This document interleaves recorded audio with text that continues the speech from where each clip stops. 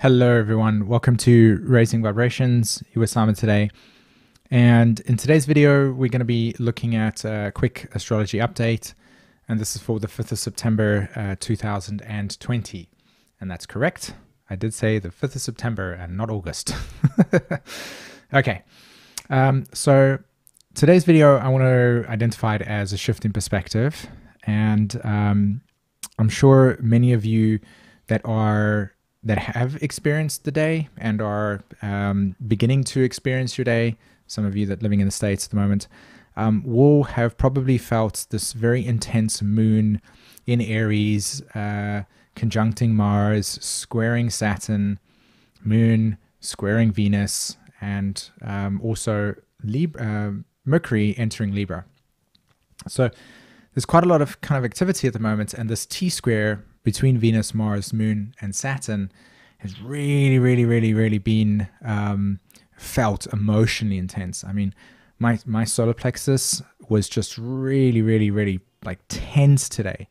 It was actually pretty difficult at some points to feel comfortable in my body with the amount of that tension that was just sitting with that energy. So I thought, okay, well, maybe a good idea to just do astrology update and talk a little bit about what I see in the planetary energies at the moment, and help you process through what it is that is taking place for us, or at least, you know, come into the evolutionary potential of what this energy is doing. So there's the chart at the moment, and as you can see, I've on purpose just put in Mercury that's sitting over there.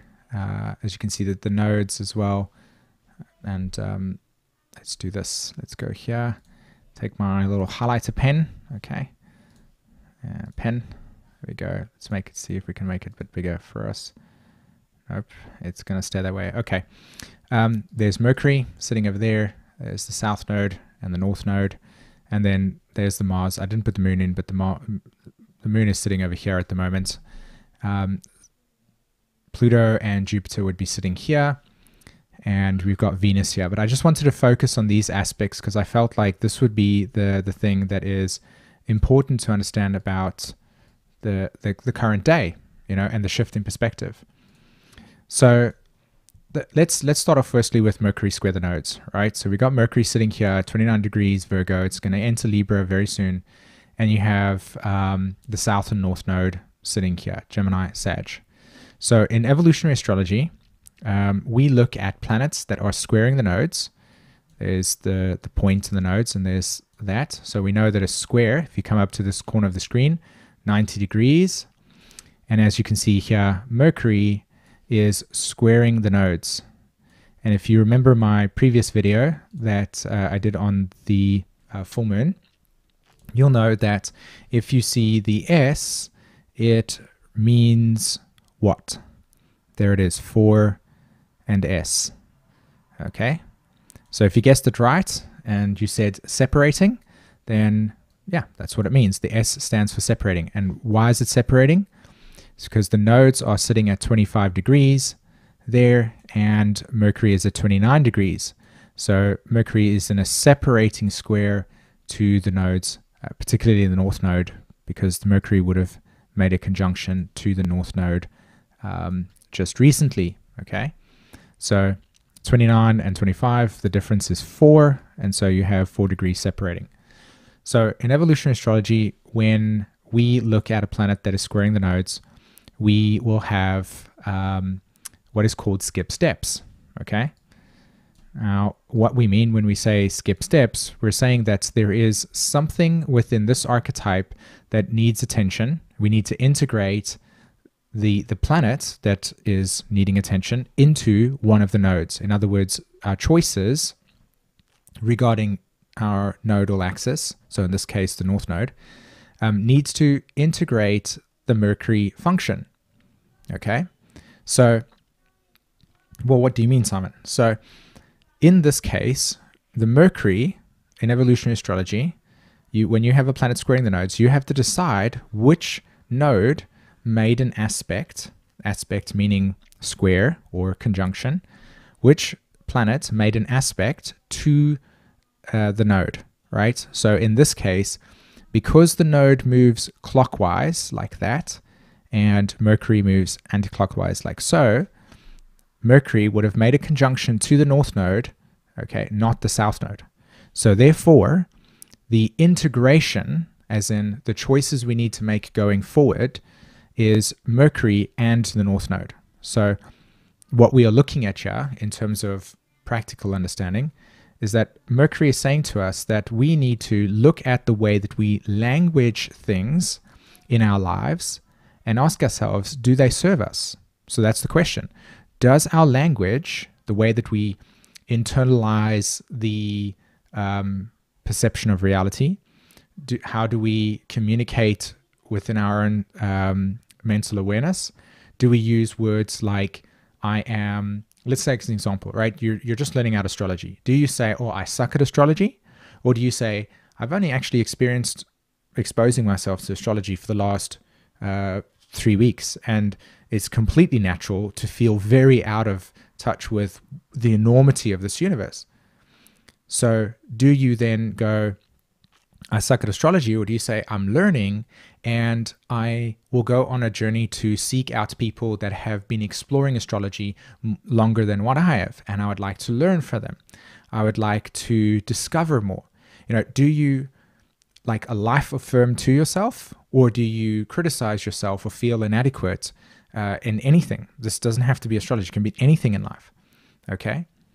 Mercury square the nodes in this particular instance is saying we need a shift in perspective. And the shift in perspective is looking at things based on where we are today, as opposed to when we were, say, 29 years ago when Saturn was in Capricorn. We are redefining things.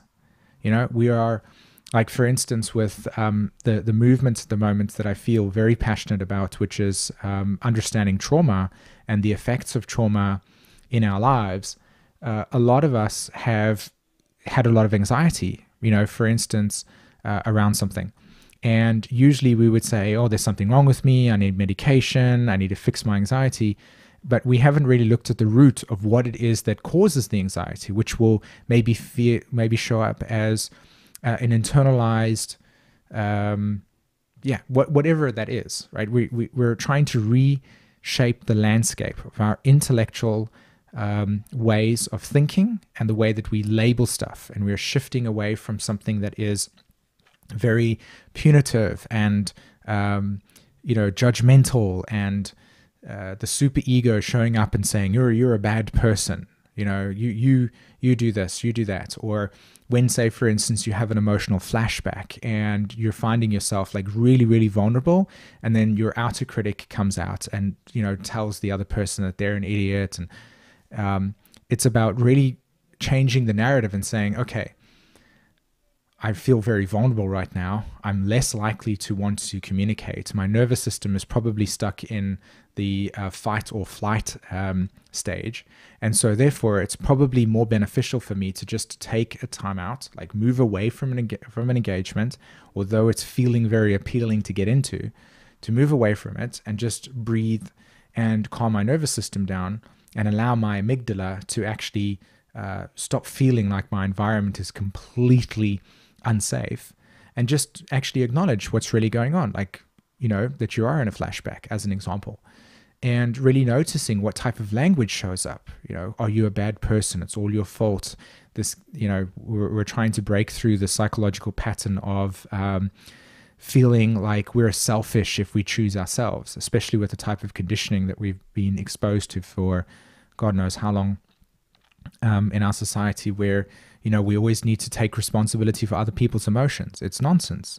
Like, when we're taking responsibility for other people's emotions, we're basically putting ourselves in a situation where we're allowing our personal boundaries to not exist, and the other person to have all of our time, attention, and energy and be the savior. And it doesn't work like that. You can't save other people. And I definitely know that 100% within my own personal journey. So we have to change the narrative. And again, one of the narratives for some of you that are listening to this is feeling it's okay that when guilt shows up around choosing yourself, to say, Thank you very much, guilt. I really appreciate the fact that at some point you were protecting me from feeling angry, because anger is really rooted beneath the guilt in certain circumstances, like feeling like you want to do something and then you get told that you're being selfish for doing that, you know? So this is about re-scripting the narrative. That's the first thing, right? And the second thing is the relationship between Mars in Aries, which is going to go retrograde, Saturn in Capricorn, and Venus in Cancer, and this T-square that's taking place. And that is the emotional shift. So we intellectually shift and change the narrative with Mercury, and then that begins to align with a new sense of identity that's feeling more authentic and real within your life. So in order to move forward during this period of time, you need to start rethinking the way that you actually affirm your life, as opposed to the type of thinking that can lead into catastrophic behavior or perfectionism complex. You just name it, you know? So these are the types of things that I encourage you to observe during this time. And I also encourage you to know that as these squares are taking place, to try your best to not get involved in any form of emotional conflict or drama. Stop it as fast as you can and just say, hey, look, we're not going to get anywhere today. I've got a lot of emotion showing up. I'm trying to break through a lot of patterns of emotional protection mechanisms that I have in place that are coming to the surface right now. A lot of emotional, unprocessed emotional memory is coming to the surface for us. And you're going to if you get caught into an argument or you get caught into some form of dramatic experience, try to pull yourself out as fast as possible and just take time out. Okay, this is a day to just take time out and just to process you. All right. Okay, peeps. That's me for today in terms of this message. I hope that you got a lot of value out of this. And I look forward to talking to you in another video. For those of you that would like to support Raising Vibrations' work, you can check out our Patreon community, where we are always just creating content and interacting with everybody in a safe space. And our Instagram, which again, I'll post in the description below. And if you want to learn astrology from us, we've got an astrology school. And if you want to study human design, Jenna's just released a whole bunch of dates for new courses. So if you want to study human design with her, that's also be done. And I'll put in the description and in the comments all of the links to those things. Okay. All right, peeps. Amazing. Take care. Bye-bye.